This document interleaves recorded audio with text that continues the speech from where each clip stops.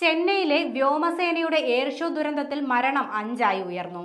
സൂര്യാഘാതമാണ് മരണകാരണമെന്നാണ് പ്രാഥമിക നിഗമനം. 96 പേർ വിവിധ ആശുപത്രികളിൽ ചികിത്സയിൽ കഴിയുകയാണ്. നിർജ്ജലീകരണം കാരണം 250-ലേറെ പേർ കുഴഞ്ഞു വീണതായും റിപ്പോർട്ടുണ്ട്. 13 ലക്ഷത്തോളം പേരാണ് മറീന ബീച്ചിലെ വ്യോമാഭ്യാസം കാണാൻ എത്തിയത്. ആയിരങ്ങൾ ഇന്നലെ രാവിലെ 8 മണി മുതൽ തന്നെ മറീനയിൽ തടിച്ചുകൂടിയിരുന്നു. രാവിലെ 11 മണിയോടെ മറീന ബീച്ച് ജനസാഗരമായി. ചുട്ടുപൊള്ളുന്ന വെയിലിൽ നിന്ന് രക്ഷപ്പെടാൻ ചിലർ കയ്യിൽ കുടയും വെള്ളവുമായാണ് എത്തിയത്. എന്നാൽ ആയിരക്കണക്കിന് ആളുകൾ ഒരു മുന്നൊരുക്കവും ഇല്ലാതെയാണ് എത്തിയത്. അടിസ്ഥാന സൗകര്യം ഒരുക്കുന്നതിൽ വൻ വീഴ്ചയെന്ന ആരോപണവും ശക്തമാണ്. സ്ഥലത്ത് കുടിവെള്ളം പോലും ലഭ്യമായിരുന്നില്ലെന്ന് പരാതി ഉയരുന്നുണ്ട്. പരിപാടി കഴിഞ്ഞ് ജനക്കൂട്ടം പിരിഞ്ഞു പോവാൻ കഴിയാതെ ബുദ്ധിമുട്ടുകയും ചെയ്തു.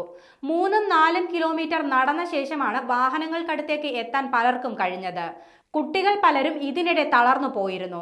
6500 പോലീസുകാരും 1500 ഹോംഗാർഡുകളും സുരക്ഷാ ചുമതലയിൽ ഉണ്ടായിരുന്നെങ്കിലും ആൾക്കൂട്ടത്തെ നിയന്ത്രിക്കാനായില്ല.